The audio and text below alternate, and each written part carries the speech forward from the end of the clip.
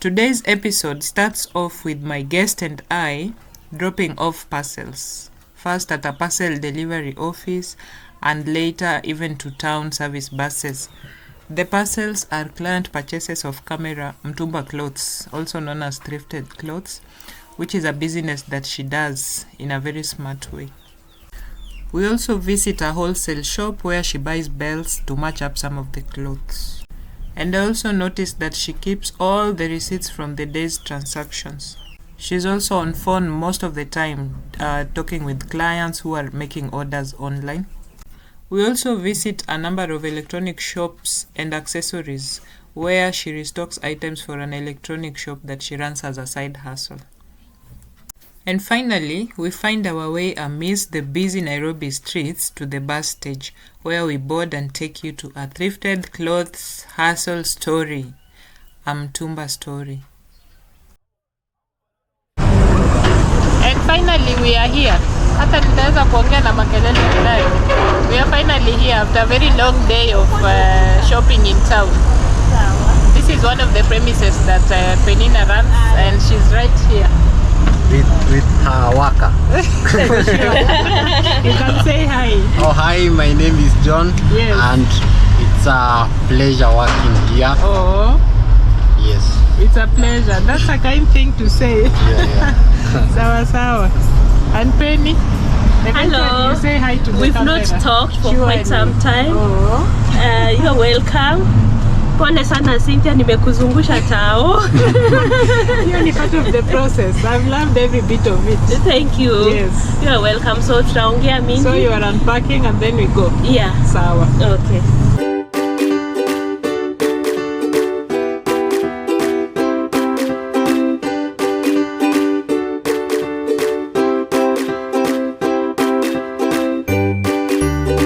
She has a lot of things, ranging from trousers, jumpers. What else, Penina? T-shirts.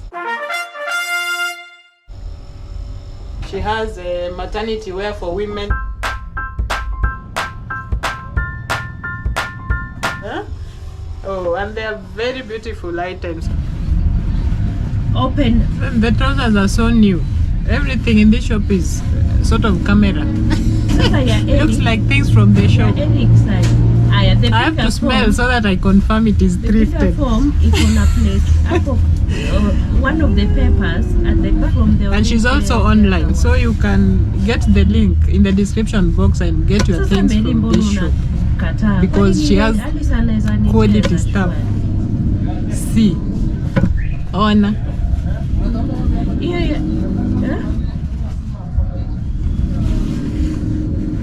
Look at that, so new and in good shape. Thrifted. You know that smell from thrifted clothes? I like that smell.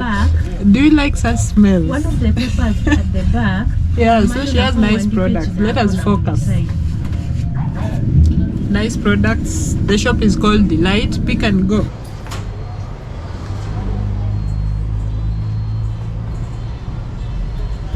Now we want to sit down and have a chat so that you get to hear exactly what she does and how she does it. So you are on the right channel. Keep it right here. Yeah, so welcome to this edition. You've seen, if you watched this edition from the beginning, you've seen how we've been in town. We are in Nairobi town. We've run around with Penina practically the whole day. She had some deliveries to do. She had some, what is it called, stock to buy. And now we are at her premise and we want to hear how she runs her business, who she is, and what's her mantra. So Penina, you are welcome. Thank you so much, Cynthia. Yes. And thank you for honoring me and traveling all the way. I'm the one who is honored. I'm the one who is honored. Oh. Yeah, so I appreciate. My name is Penina Okungu. I'm an entrepreneur. I run a chain of businesses. Mostly I venture into Mtumba Business. Okay. So I deal with ladies, and currently I introduce to men, and another one coming on the way. We've started in a small way. We are doing mattresses. Okay. It's in our Githurai branch. Okay. Yes, what I do, I sell clothes here. Then when I need to offload some more stock, now Githurai, they can afford a lower price than here. So after making my profit, when I need to offload the stock, I take them to Githurai. Okay.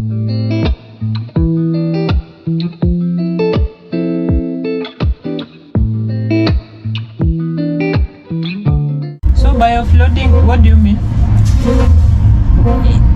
Kuuza dead stock. So mimi sinanga dead stock. Okay. Whatever yenye imeisha hapa yenye watu hawafikii bei, now I check them and sell them in Githurai. Okay.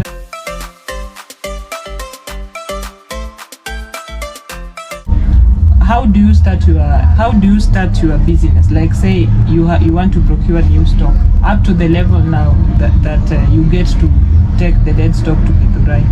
What happens? At this level, I know quite a number of suppliers. So when I need jeans, I call a day earlier. I tell them tomorrow I'll be in the market. When I need dresses, I call them a day earlier. I let them know I need dresses. So they're not the same supplier? No. Okay. So I call them a day earlier. Then they get the bales, wanafungua, wananichagulia zile wanaona ni camera. So mimi sirauki sana. Okay. So I'll go around 8. Nikifika napata zangu zishachaguliwa, zimewekwa kando. So mimi nachukua zenye naona ni naeza uza. That is why we call them camera. Okay. I only take what is good for me. Okay. So when I take, sikuji nazo hapa, I add value on it. By value addition, what do you mean? Nazipiga pasi. Okay.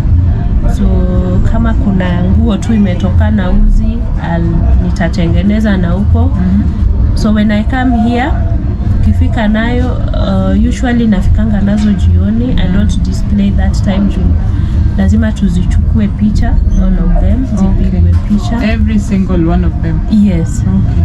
Then tuna post on our social media platforms. This one is different. This one is a different kind of business. See, she even has she has gadgets to create content for social media marketing. Can you imagine? After posting, the next day ndio kunakuwa na flow ya watu, they know. Before that, wasichana nawaambia lazima mtumie kila mtu messages. So we have a portfolio of clients. Repeat clients. Yes. Even you, when you live here, watakuuliza si unisaidie na namba yako. Okay. So we keep a record of our clients because we feel when we satisfy you, you would need us at some point. When we send one message, it goes to everyone, and we have a WhatsApp group. Yenye if I need to communicate a general message, I send. Na picha zote za hiyo siku I'll send to that WhatsApp group. So people can book or they come. Ikishauzwa, zikifika zimeuzwa, before I go to the next market, natoa zile naona zimekaa sana, zinaenda Githurai. Then let us talk in. So I wanted to ask about client fatigue. You know, there are so many WhatsApp groups. Sometimes you can get, when you are in one group and they are posting products and another. Yeah. I wanted to know how you handle customer fatigue on WhatsApp. I know, even me, I'm sensitive on that area. Okay. So if you ask me if I can add you to the WhatsApp group, I'll let you know. There is no forward. If you want something after seeing what I've posted, you side chat me. So you only post once in a week, or how often? When I have new stock.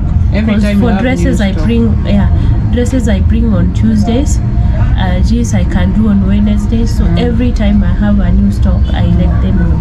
Okay. Yeah. That is wonderful. So in between, you get calls from clients. Yes, I do. But generally not calls. I get WhatsApp messages. Because calls, people I don't know. If you ask me to send a rider, I'll send you the number of the rider. Uta communicate na yeye. Okay. So I don't talk to them unless ni customer wangu wa hapa ndani or a referral or when there is a need. Otherwise we do mostly through WhatsApp. Okay. Yeah. And in the premise there's also an office, so we get inside the office and see what happens in here. This is where you create content from, Cindy. Oh, it's so pretty. Some decorative items, some on the shelves. Then there's a desk here and an office laptop, some more decorations, and a red carpet on the floor, my friend. In the house. And then there's a mirror here. Of course, the shoes are for what, Penina? You also sell shoes? For camera. Oh, when they're modeling. Imagine. Come see my world. There are people here doing business, thrifted business in a very different way.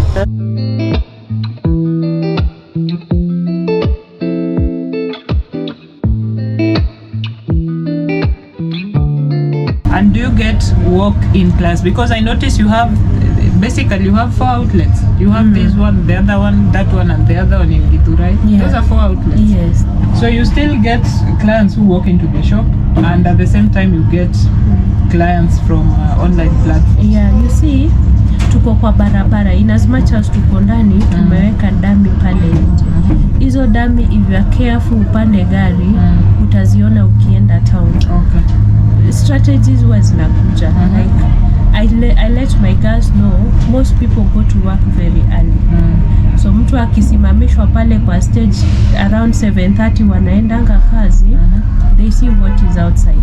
So unakuta mtu atashuka jioni akitoka job akwambie nguo niliona asubuhi, I was just crossing my finger nipate bado hiyo. So we open early and we close late. How early and how late? We open around 7:38 and then we close at 8. So definitely if you are coming from work, utakuja upate bado tumefungua. There's social media marketing for 4 pages. 4 pages. She's on TikTok. She's on are you on Instagram? Yes, we are. She's on Instagram. Are you on Facebook? Yes, Facebook. She's on Facebook. Are you on YouTube? Yes, we are on. She's on YouTube. Night Pick and Go. 4 social media platforms. Who runs them? I have a marketer, which is on payroll every month. Is that so? Yes. So he or she runs your social media pages? Yes. All the 4, because I know the dynamics are not the same. All the 4? Yes. But mostly he does Instagram and Facebook. So TikTok we do it here with my girls, and then YouTube we upload at times. Okay. Yeah. Okay. Yes. And what can you say about the impact of your marketing strategies on these platforms? How can you compare yourselves from those platforms versus the kind of clients you have walk into the shops? You know me, I've been in this business for quite some time.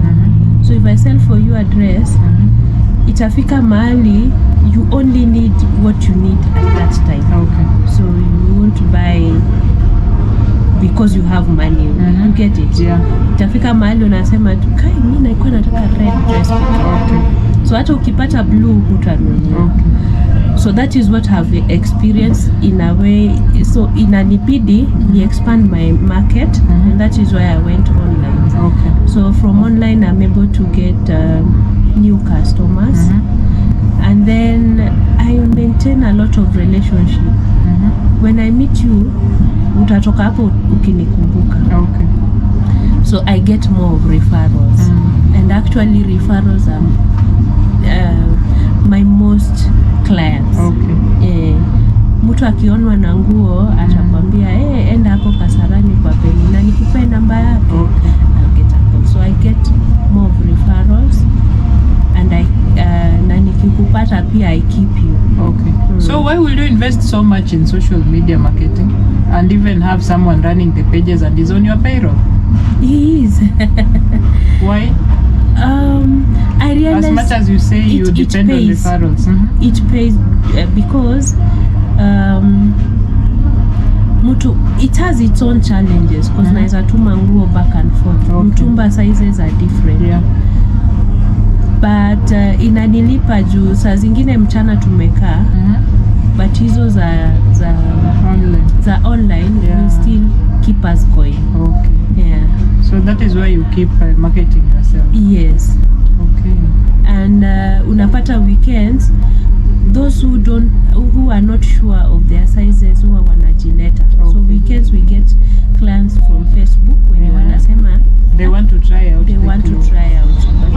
And that made us now to alternate on our timings of opening on Sundays. So we've added another day. So one of us anaenda off during the week, and then on Sundays they open. So when you wangepata time on a weekday, they can come on Sunday.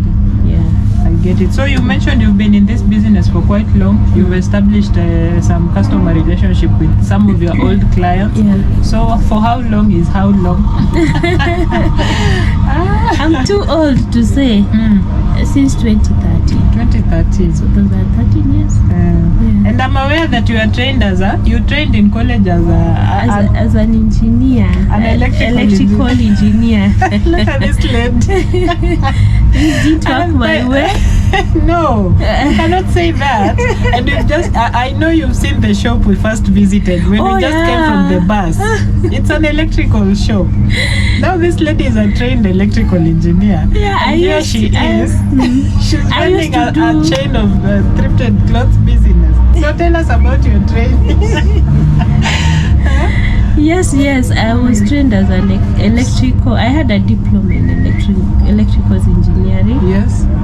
That was in which year? You graduated in which year? 2004. Yeah. Nikatafuta kazi, nikafanya hapo town kufanya phone repair. Yes. So I do nilikuwa nafanya phone repair. Vitu zikakuja, nikafungua duka yangu. I used to do phone repair in my shop and still sell. And you will actually repair them? Sure. Can you do that even now? I don't know. Things have changed. Oh, you've been off for some time. Those years kulikuwa na hizi mulika mwizi. Okay. So sahii wameongeza kuna easy touch. Okay. Motherboards. You will need some form of training. Yeah, but the basic knowledge is there. I have. Nikapata kazi na an insurance firm. Nimefanya nao until 2012. Yes. So in 2012, my salary had risen to around 30 something thousand. But you know insurance firm iko na pressure zake. You have to deliver. Kwa tunaita case, you have to maybe wakisema 2 cases a month, you have to. So siku moja tu I felt hapana, it's not working for me. Nikaandika 2 message. And it was almost end month, and I thought nikipata tu hii by the time wanistopisha kwa system haitakuwa nitakuwa nimepata hiyo salary. Shock on me, haikuingia, nikakuwa stranded because there were bills to pay. Yeah. After hiyo nikaona I have to wake up. So one day when I was going to town, I saw a kibanda hapa nje. These stores were not there by then. Okay. Kaona nikashuka, nikauliza huyo jamaa, the sales ladies who were there, nikawauliza mwenye hii duka iko wapi? Wakaniambia hapana, hayuko. Kaambia nataka hii duka iko hapa kando. Wakakataa. Kaambia when can I meet him? Wakaniambia ukitaka kumuona kuja saa 9. Nikarudi around 3 nikampata. He was a rich guy. Mwenye akona ile gari inafunguka juu. You know. So nikampata. So nikamwambia nataka hii duka. Ati hiyo duka sipeani. Nikamwambia but I need it. You know when you are desperate you do anything. Yeah. Kaambia nahitaji hiyo. Ati hapana hiyo duka sipeani. And I keep on following him. Anaingia kwa gari anatoka. You know, to intimidate someone. Yeah. But mimi nikasema hapana, niendelee tu persist. Kamwambia naitaka. Kaza utawezana? Kaambia nini? Chukua account number ndio hii na uende uweke pesa. I have no idea where I'll get that money. So I went home. I prayed over it. The agreement was niandikiwe we make a contract. So mimi nikaambia Mayano amekubali, ni sawa, atatuandikia contract. Meanwhile wacha tutafute stock. So huyu jamaa alikuwa anauza trench coats Gikomba. Kaniambia mimi sitawasaidia sana, but I'll be able to give you zenye zimekuwa dead stock kwangu. Ukuje uwekelea hapa, ukifind a way pesa ya stock atuna. So nikaenda kwake, akanipea hanga hizo za chuma na akanipea trench coats around 10 at 300. Akaniambia these are 300. So when I came, mimi nikaziuza 2000. Naziuza one trench coat at 2000. Okay. And they could buy. I think that was a season yenye watu walikuwa na wameanza kujua trench coat. Okay. So nikauza. The next day nikarudi kwake, nikamwambia zile zimeenda niongeze.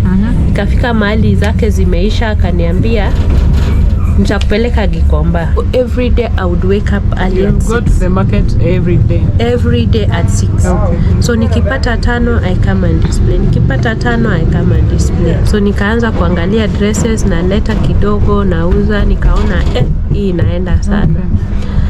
So nikaanza kuzileta hizo dresses. So nikazileta polepole, naleta kidogo zinaenda. Nikakuwa overwhelmed, hiyo kidogo haitoshi. Let me interfere with your narration, Penina. Yeah. So when do you say that inaenda? Inaenda translates to like how many sales in a day or how many sales in a week? Nikikuja na nguo 10 na 6 zimeenda that same day. On the same day? Yeah, I have no stock. Okay. Kesho lazima niamke tena. Okay. Nikileta 20 na 10 imeenda, imeisha. So does this mean that your strategy in terms of location was very good, or you had nice products, or what will you say? Because it's not common for someone to start a business and you're making sales on the same day or in the same week.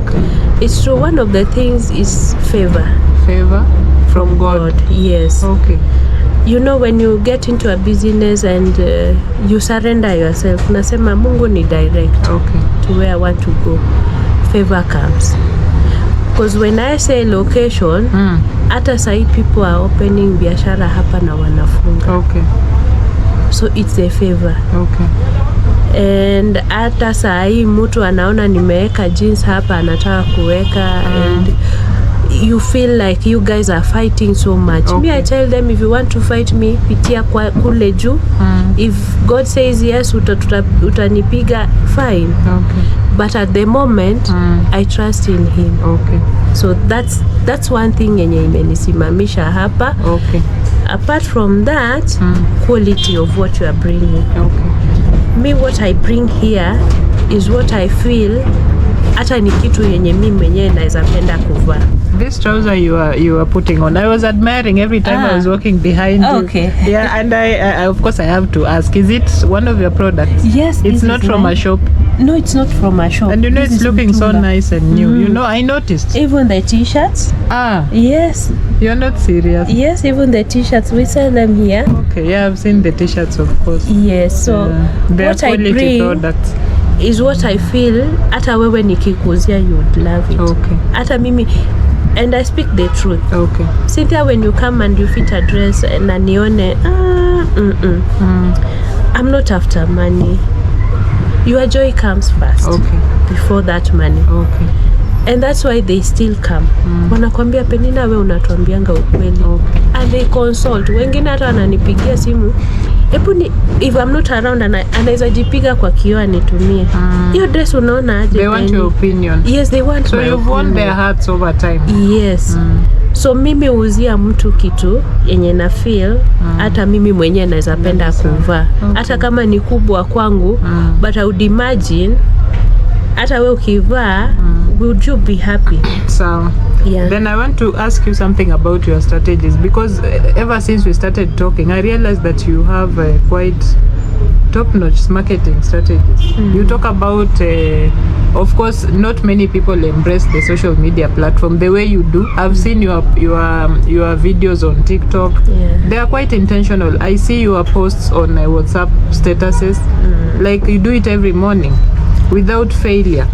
Not So every- is it that how do you keep yourself abreast with the marketing strategies? Because you know times are changing. Of Yeah. course you have to stay on top of the game, but who feeds these ideas in your head that you need to do this, I need to do this, and on time, I need to open my shop early in the morning and late in the evening, you know? How do you get these again, ideas? when you do something you love, you get that drive. Okay. Inajileta tu yenyewe, you find yourself unajikuta hapo. And then the ladies I have, mimi mtu akiingia kwangu, namwambia hii kazi sie tunanifanyia. Okay. I would really love hata wewe ugrow.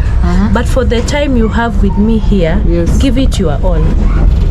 Na kama hutaweza, heri uende. Okay. So I train them in a way that hata wao wako motivated. So you train them? Yes, I as train soon them. as you get someone, you start training them? I train them. A one-time thing or a It's continuous continuous. process? It's continuous. Kuna time tunateleza, kuna time tunaamka. And I let them know kazi yako ni hii na hii na hii. Okay. Kuna mwenye sasa mimi namwambianga, do you know you are the general manager? That would mean yeye sabuni ikiisha, au wengine wote wanamwambia Viki sina sabuni. Okay. Yeye kama mtu hakuna customer amekuja na hajasaviwa vizuri, she's responsible for that. Okay. And that's how I multiplied, and I was able to pay rent the same month. Okay. How much was rent? 10,000. 10,000 per month. Yeah. That was in 2013. 2013. At some point you mentioned you have someone who balances your account. Now that we've gone to the finances part of the business, Yeah. you also mentioned a word that is quite, you'll need to break it down. There's a word you mentioned facility.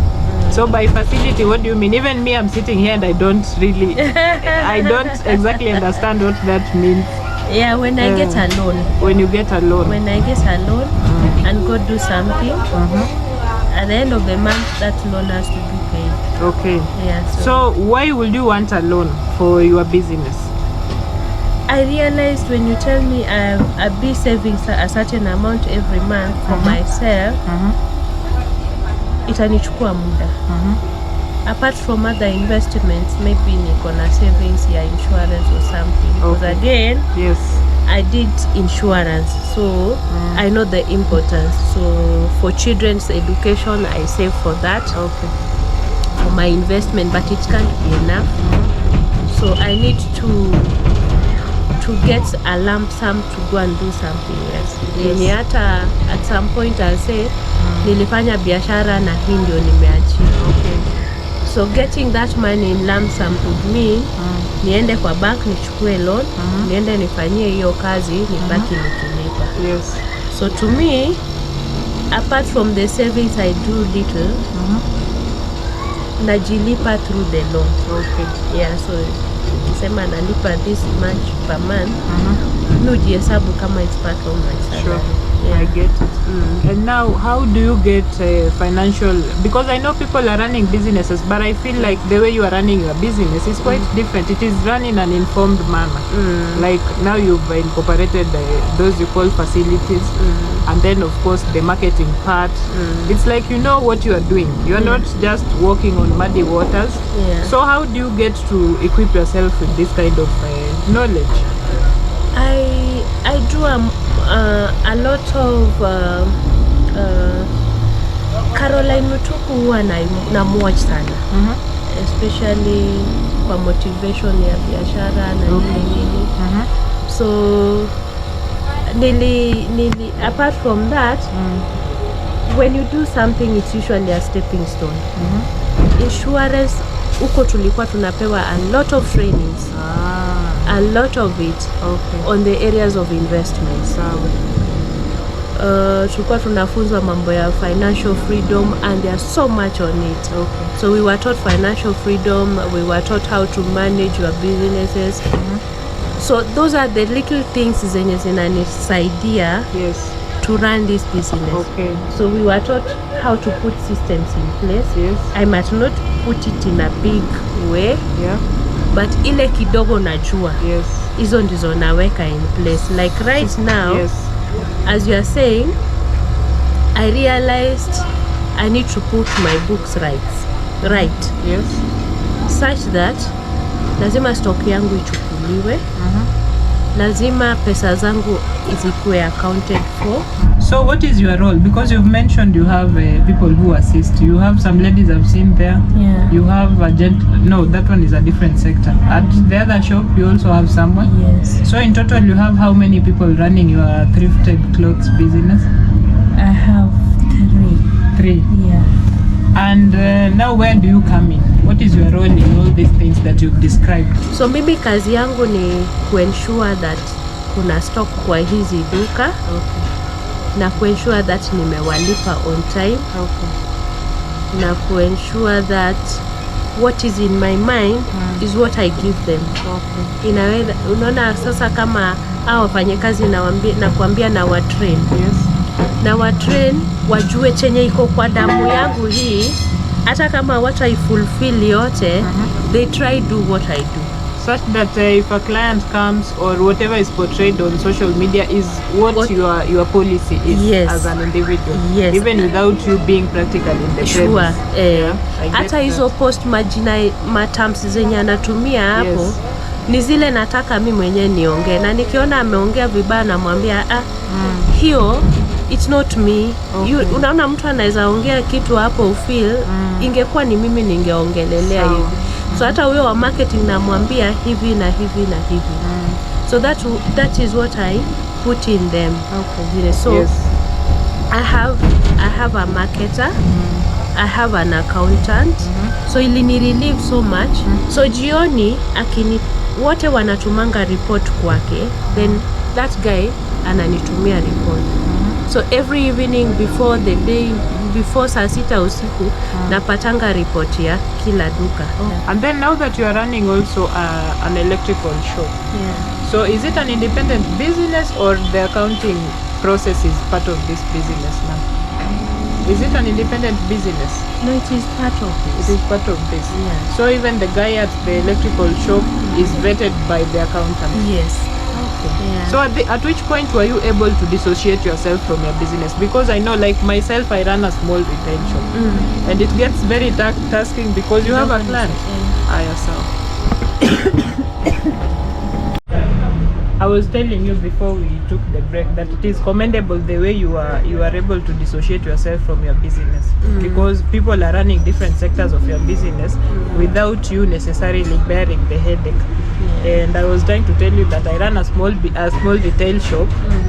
That gives me a lot of headache because I'm the one who has to make sure that stock is in order, which of course you cannot do every day, and such kind of things. Yeah. So at which point were you able to now create a barrier that, you know, I need someone to run the marketing pages, I need someone to see how my accounts are looking?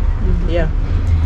It's inajiitisha tu, because now I can't be waking up very early in the morning niende Gikomba nimwage stock, the volume is high. Naletanga dresses maybe 250 pieces. 250 pieces ukimwaga kwa duka moja. It's quite much. It's quite much. So that means you don't even carry this cloth like on your back. You need a courier. Yes. Like a motorcyclist or a tuk-tuk. Huku Nairobi tunatumia Uber. Yeah. Imagine. Yeah, so that is quite some stock. Yeah, so inafika mahali mtu amechukua nguo ajalipa yote, she's not able to follow up. This guy comes in handy. Anamuuliza hii nguo ulilipwa 500 as deposit, where is the other one? The accountant? Yes. Okay. Is she part of the is she someone who is in the business every day? No. Saa zile anakuanga ni when I travel out. Okay. When I'm out ana ensure kumefunguliwa na kumefungwa. Okay. Na amenitumia report, such things. Okay. So hiyo ndio kazi yake tu hiyo ya. But hakuangi hapa as in full time. Okay. Hesabu ni dakika kidogo, especially if you are sharp here venye huyo. Anakuja anachukua stock, it takes less than an hour. He takes stock literally every day. He counts whatever once a week for these shops. Okay. Ile ingine ndio anaendanga most of the time. Hii anakuja ni kupitisha hesabu nao hivyo, anaensure hivyo venye zimeandikwa ziko. So now that means you are not so tied up, you have time for your family. You are a family person, I know. Yes, I am. You don't feel like the business has stolen you from your family? Not at all. Not at all, because I have all the time. If I want to leave now, I'll call him nimwambie mimi naenda safari. So kazi nimeacha. So he'll take over.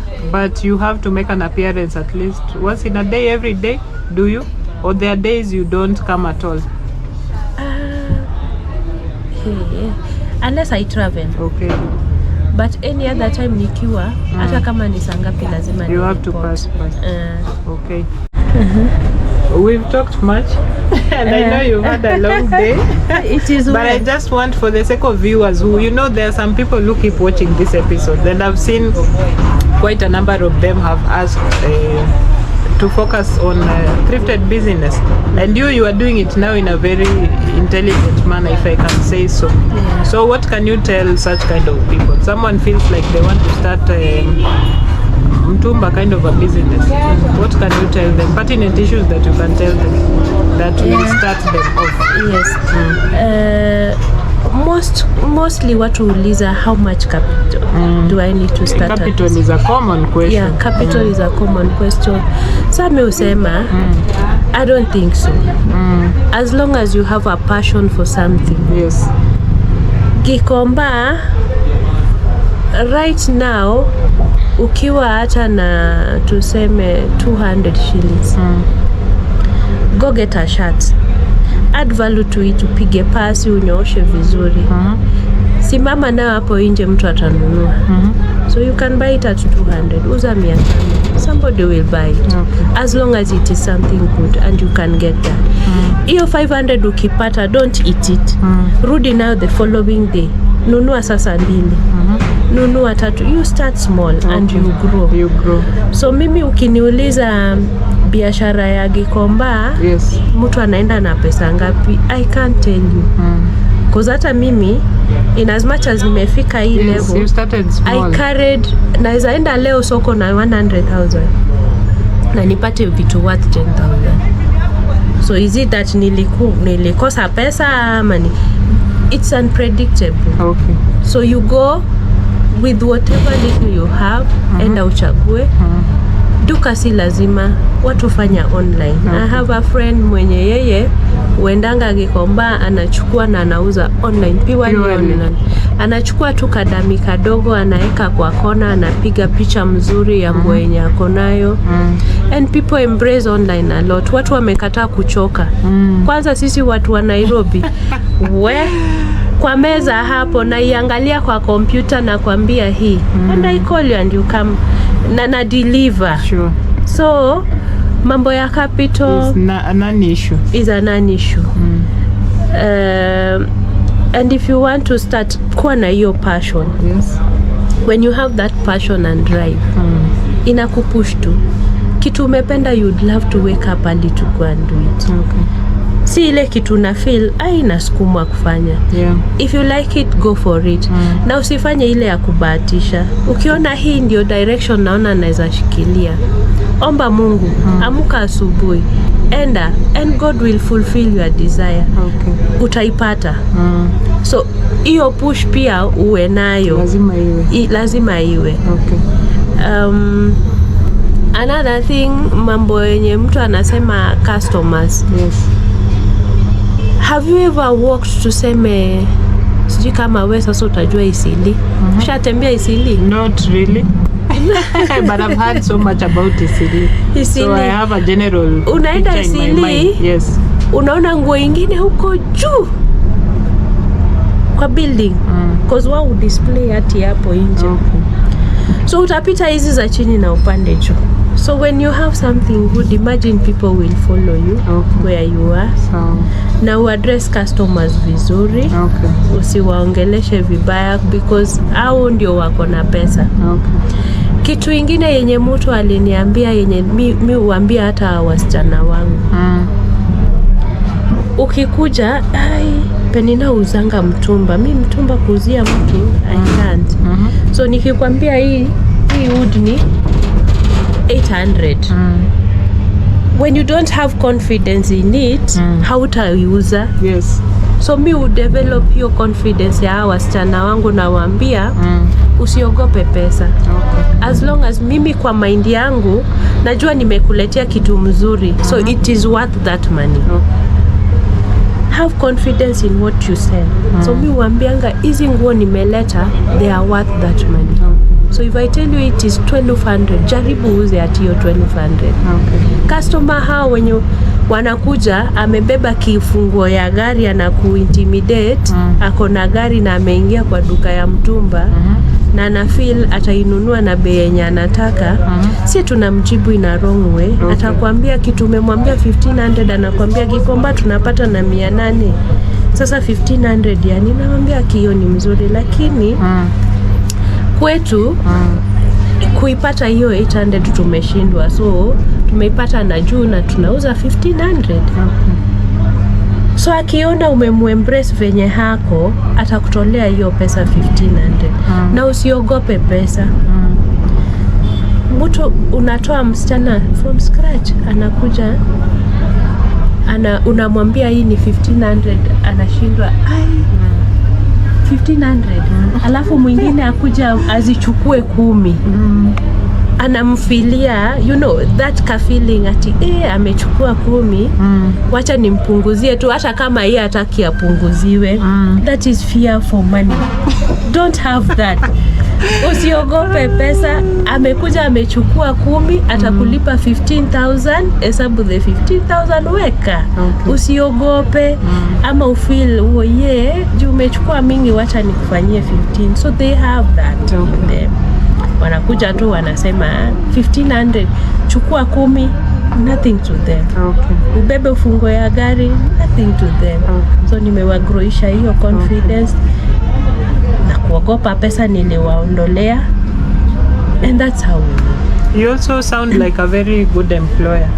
Do you get low moments in your business where you get emotional with the staff that work for you, or you are always this kindness? This nature, yes. You get challenges. Mi wa mkali, and they know. Tukikuwa na party ndio unakutanga wanasema aje? Wakisema venye mi usema. So you organize for motivation parties for your yes, employees? Every year we do. Every year? We do nyama choma. Yeah. Okay. Wakiwa hapo, you let them talk what they want to say. Okay. Wanakwambia ukimwona hivi akiingia unaanza kufreeze. Akisha freeze akwambie, you know, they wanakwambia tu venye huko you feel. Kumbe hao wana feel. Saa zingine naongea mpaka wanalia. So you have to balance everything. A bit of kindness, a bit of firmness. Saa zingine tuko furaha na tunacheka. Yes. Na waamini kama ni mimi. Nikikuja nipate amjapanguza damu, amjaweka venye nilisema, that's another issue. So you have to be firm. You have to be firm. Because ni mimi ndio niko na hiyo, unajua hao wanakuja tu kusupport my vision. Yeah. You are the vision bearer. Yes. I like that. If I don't let them support it in a good way, itaanguka. That is true. So whether kama siko ama niliwaambia I have all the cameras in those shops, na nikawaambia sitashinda, nimeshinda nikiwaangalia. Jua chenye imekuleta na ufanye to your fullest. Na wengine ukuja wanachoka, unaona venye zimehangiwa kwa hizo tuhanga. Yes. It's really tiresome. Utaonyeshwa venye zinahangiwa. So customer akuje umtolee nguo 2-3. Usaid anataka 2. Customer akikuja mpe all the sizes zenye zitamfit. Na usichoke. Mpe yote apime. At the end of it, utapata ametoka na 4-5. 10. But ukikuwa unachoka ati huyu amepima hajapata, wengine hata anakuja hawaongeani. Anapima, anaweka kando, anapima, so you wonder huyu nayo ni nini? They end up carrying a lot. Na pia niliwaambia usijudge customer. Okay. Mtu akuje na slippers hapo useme ai huyu hata ana viatu ataweza kununua. Wewe unajua chenye amebeba kwa kibeti. Naambia every person that walks into that shop akona need ya hiyo kitu. So it depends na venye utamuongelesha, venye utamtreat. Hata kama hakuwa anataka, the way you've treated him or her itamfanya anunue. So as long as macho imepindukanga hivi, karibu customer, ingia. You know, ugojei. Naambianga nyinyi mtawatembezanga town muone venye watu hufanya. Town ukiona tu wameona sura yako imeangalia, karibu customer, nisaidie aje, naweza taka nini? You know, una welcome. Ati mimi naangalia tu. Angalia, jaribu mpatie the best. Umuonyeshe hiyo yenye anataka kuangalia, lakini umpatie ile haezi resist. Takwambia kai aki sikuwa nipime, lakini hii wacha nipime. Ujue huyo customer hawezi toka bila kuchukua kitu. So I usually nawambianga and I develop that relationship yenye hata kama siko unakuta itafika mahali hata wao wanapigiwa simu. Viki Penina nampigia simu hachukui. Kwa saizi pia mambo zimekuwa mingi, so you might find me I'm not around. So if they don't get me, watapata huyo msichana and they still serve them the same way. Okay. Yeah. So when was the last time you made an application for employment? You are done with the insurance. I mean the insurance job. That was the last time. Nimezeeka, so yeah, that was the last time. So at this time, no, I don't think I'm in need of any. Yes. Mungu ashanibariki. Okay. Amen. And I'm working towards it to Amen do it to better that. and better. Okay. So what I'm looking for are branches and more branches. Okay. Yeah. So in the next, let's say 5 years is a bit too much for you. Let's say in the next 2 years, where do you see your business? I'm trying to, you know, age is also catching up with us. What about age?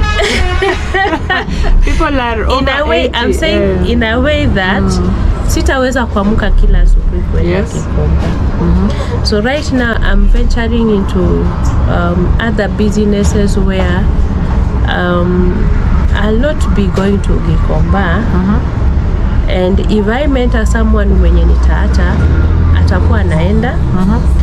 But now I get another business. Oh, you notice that it is dark outside? It is getting dark, and of course we've had a good chat with Penina. I've literally spent a whole day with her and I've learned quite a lot. I hope you've also learned a thing or two. And for those people who are asking about how you can start a thrifted business, I hope this serves you. A lot of information that if you do not use, I do not know what else I can do. And so a final word from Penny as we wind down on this edition. Yes. Penny, say something. Yeah, I would encourage people to venture into business. Yes. And business, you start small. There's always a starting point. Yes. And you trust in what you are doing, and you're gonna make it. Okay. Yeah. So that is it. I thank you for the time. I've eaten so much into your time, but I'm glad that you had me. Plus your shop is looking lovely. Anyone who feels like you want something from, something camera, you get details from the description box so that you buy from Delight, pick and go. Yeah. Yes. So it is bye for now until the next one. Thank you for watching.